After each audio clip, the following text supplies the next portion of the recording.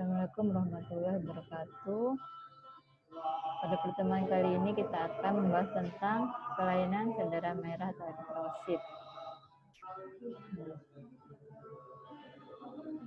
Pertama, yang berikut merupakan tahapan pembentukan sel darah merah mulai dari muda sampai dengan eritrosit matang atau matur, di mana pada awalnya eritrosit memiliki inti sel, kemudian seiring dengan kematangannya inti selnya hilang.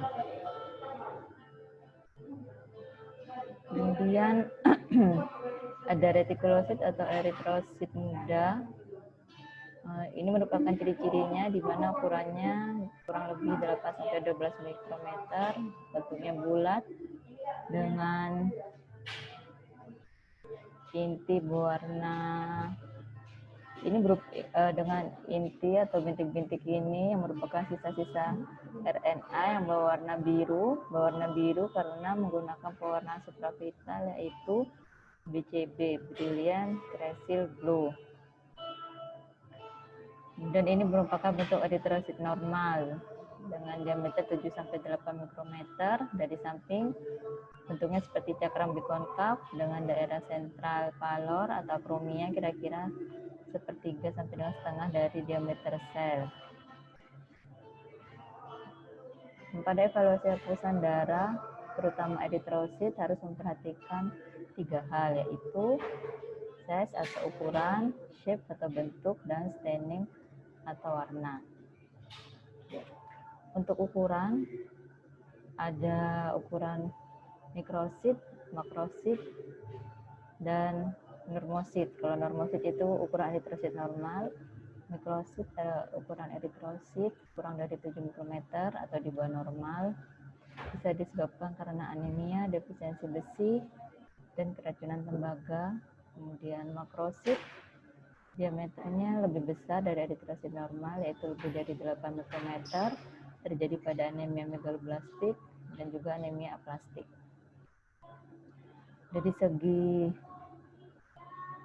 Jadi satu lapang pandang di mikroskop, satu lapang pandang hapusan darah itu apabila kita di mikroskop, terkadang bukan hanya terdapat satu ukuran eritrosit, namun adanya variasi berbagai ukuran eritrosit. Ada yang besar dan ada yang lebih kecil dari ukuran normal. Nah, adanya variasi tersebut pada hapusan darah disebut dengan anisositosis, di mana yang jadi petanda yaitu atau prediktor adalah ukurannya, bisa mikrositosis maupun makrositosis. Kemudian untuk variasi bentuk, jadi pada satu lapang pandang selain ukuran juga bisa ada variasi berbagai bentuk eritrosit, di mana bentuk selnya abnormal. Jadi bila umumnya bentuknya bikonkav, ini dia bentuknya abnormal, dinamakan poikilositosis. Tipe selnya bermacam-macam tergantung dengan bentuknya, ada sferosit, stomatosit, leptosit, sel sapi, dan sebagainya, dengan penyebab yang beraneka macam penyakit. Ini perbedaan anisositosis dan poikilositosis. Anisositosis merupakan variasi ukuran eritrosit, sedangkan poikilositosis merupakan variasi bentuk eritrosit. Kemudian ini beberapa kelainan bentuknya beserta dengan penyebabnya. Ada sferosit. Sferosit ini bentuknya seperti mutiara, jadi dia tidak memiliki daerah pucat di tengah, dia bentuknya kecil dan padat. Bisa disebabkan karena anemia hemolitik, anemia imunohemolitik, dan luka bakar. Kemudian ada eliptosit atau ovalosit yang berbentuk lonjong maupun seperti cerutu, bisa ditemukan pada anemia megaloblastik. Kemudian ada target cell yang menyerupai papan target, ditemukan pada thalassemia.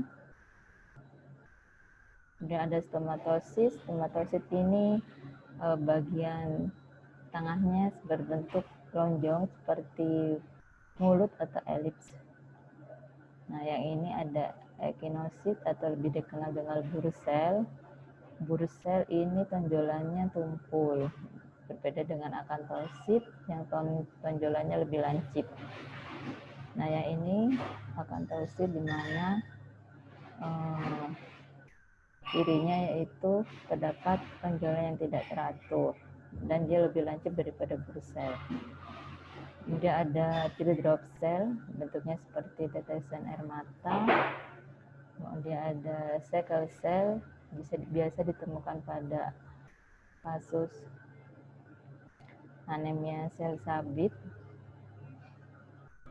Kemudian ada helmet cell, bentuknya seperti helm. Kemudian ada juga sel krenasi, yaitu karena mengalami pengerutan karena adanya cairan dari dalam sel keluar melalui membran sel. Selain bentuk dan ukuran juga ada variasi warna eritrosit, yaitu normokromia. Jika eritrosit warnanya normal, hipokromia, daerah pucatnya melebihi sepertiga diameter sel, hiperkromia, dan juga ada polikromasia. Ini perbedaannya, sebelah kiri merupakan gambar normokrom atau eritrosit dengan warna normal, sedangkan sebelah kanan hipokrom. Ini dipengaruhi oleh kandungan hemoglobin. Jadi hipokrom ini kandungan hemoglobinnya lebih rendah. Dan ini merupakan macam-macam badan inklusi. Ada Spence body, Houser body, Oppenheimer body, dan basophilic stapling. Berikut merupakan gambar-gambarnya. Ini merupakan Hens bodies yang ditemukan pada defisiensi B6PD serta thalassemia. Kemudian Houser body. Dia bentuknya tunggal, titiknya tunggal, bisa terletak di tengah maupun ada di pinggir, ditemukan pada anemia hemolitik dan anemia megaloblastik. Dan juga ada Cabot ring atau cincin Cabot.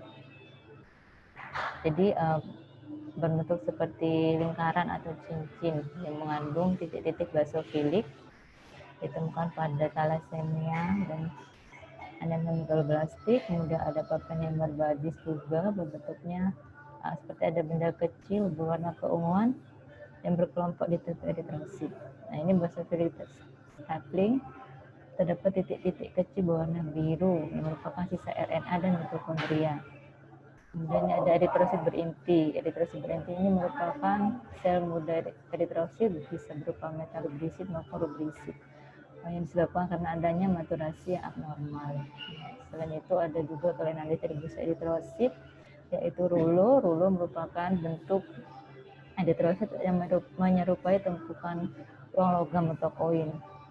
Kemudian ada autoagglutination yang merupakan gumpalan eritrosit yang tidak terlihat jelas, yang berkaitan dengan adanya reaksi antigen dan antibodi. Berikut pemaparan tentang kelainan leukosit. Terima kasih. Wassalamualaikum warahmatullahi wabarakatuh.